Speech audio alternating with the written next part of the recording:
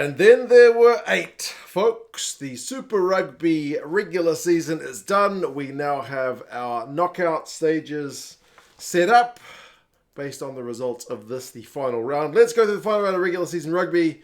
What happened with the games? How are things lined up now on the table? Who's playing each other in the quarterfinals? What are the kickoff times and whatnot?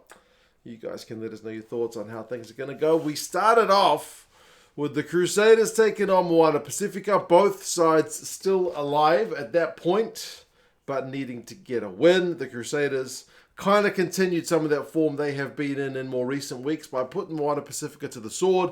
Certainly wasn't a flawless performance from the Crusaders. I don't think they played quite as well as they did against the Blues a week before, but it was still good enough for a bonus point win. Blackadder got one, Taylor got a couple, Crotty got one, Hotham got one, McLeod got one, Springer got one. But I mean, ultimately, in terms of the Crusaders' season, it was just a bit late. Getting guys back from injury and Taylor back from his sabbatical and whatnot. They could have used these guys a few rounds earlier. One try from Fine Anisi for Moana Pasifika. But there was certainly a theme with losing teams this week, at least in 4 of the games, where there was a half with no points. And for Moana Pasifika, it was the second half. They were kept scoreless by the Crusaders. So kind of a semi-decent showing in the first half, but it was pretty much all over, even by half-time. But by that point, the Crusaders season was still alive with that bonus point win. The second game was the Tars up against the Reds, which was not going to have any effect on either team's standing on the table. The Tars were guaranteed 12th and the Reds were guaranteed 5th. But it finishes 27-26. The Tars not scoring any points in the first half. A blistering second half from them at least kind of made it something for the fans to cheer for. They got a decent turnout for a side coming in last on the table. I guess the Reds is always going to kind of be a big draw in terms of that local rivalry. But 19-0 to the Reds at half-time. But the second half goes 26-8 to the Tars. But 26 is still smaller than 27. So the Reds get a win. The Tars get a losing bonus point. Holloway, Whanokalafi, Bowen, and Peach getting the tries for them. Udu, McDermott, Fluke, and Paisami getting the tries for the Reds. So 4 tries apiece. Pretty close game. Tars will wish they'd started that one a bit better. But that ends the term of Darren Coleman.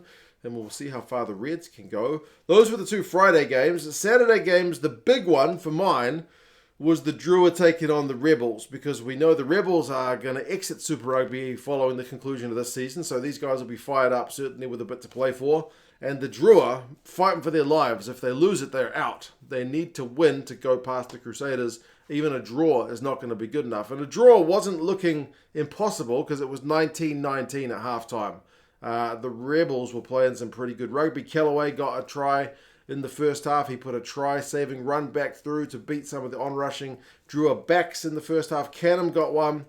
But then no tries, no points in the second half for the Rebels. So we go from 19-19 to 40 points to 19. There was kind of a bit of a lull in the scoring in the second half after the Drua had basically got the game in the bag. Nalanga got 2, Drua Sese, Masi, Ravutamanda, and Lomani, so all tries to the backs. Lomani continues to have kind of dumb moments in games. Like he got a pretty soft yellow card, putting his foot to a ball from an offside position in a ruck, so just kind of unnecessary stuff. But that win eliminated the Force, eliminated the Crusaders, and secured the spot for the Drua. So the fact they got a bonus point actually meant that they leapfrogged the Rebels. So they move into 7th.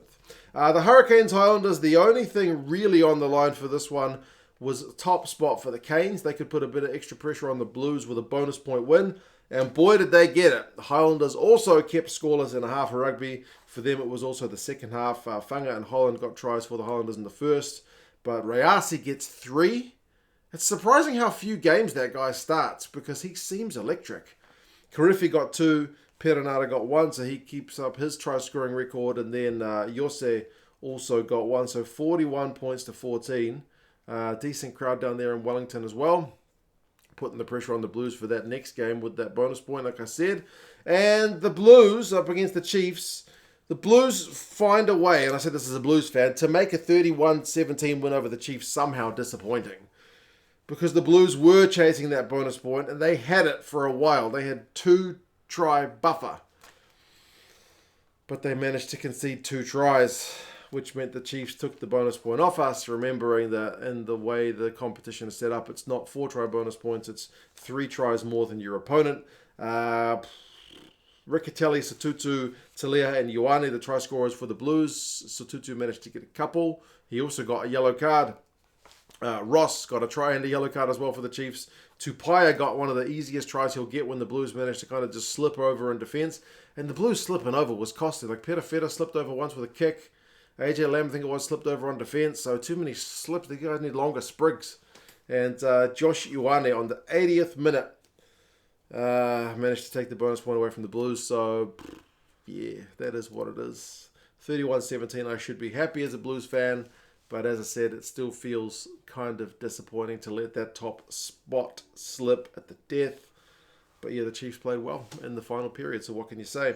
Final game, with the other results going not the way of the Force, meant there was nothing really on the line. With the Crusaders getting a bonus point win, if they had needed a result, the Force would have needed a bonus point win over the Brumbies. That was never likely. They actually didn't end up winning, but they pushed them. 19 points to 24. The Brumbies get a win. 3 tries each. And a try chalked off for Kurtley Beale for the Force. Tizano finds Lelawasa and Pullman getting the tries for the Force. Alatoa, Toole, and Wright getting the tries for the Brumbies. Corey Toole is still lightning quick. He sets up the Tom Wright try, gets one of his own. He is just, with him back fit, is such a thing for the Brumbies to have back. He is just so fast. So there's nothing really like having that kind of out-and-out pace for the Brumbies. So yeah, they get third spot with that win. But let's have a look at the log. The way things stand, 3 teams finished with 12-2 records. That was the Hurricanes, Blues, and Brumbies. They finish in that order. The Brumbies on 52 points, maybe lacking a few bonus points throughout their season. I mean, even that game against the Force is an example.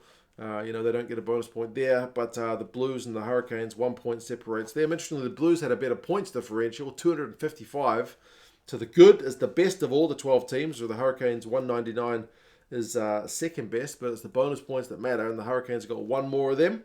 So, yeah, they finish in the top spot. The Chiefs and the Reds are not that much between them, and they're going to play each other in a quarterfinal. Chiefs on 4th with 9-5, the Reds 8-6, 43 points, 40 points. Chiefs will still be big-time favourites at home, but yeah, that's a really tasty-looking one. Then there's a big gap, because the Reds are the final team that have got a positive record. Then you got your negative record teams like the Highlanders in 6th, the Drua in 7th on 6 and 8 records, 28 and 26 points. And the Rebels finish on 26 points, which is 2 ahead of the Crusaders, who finished 1 win less than the Rebels. But with the bonus points meant that the gap was only 2 points. The Crusaders had a lot of narrow losses. Like if you look at the points difference, the Rebels finished with minus 147, whereas the Crusaders almost had an even record for their points scored, minus 6. The Crusaders are a real outlier there. You feel like a flip of a coin in a few of those games.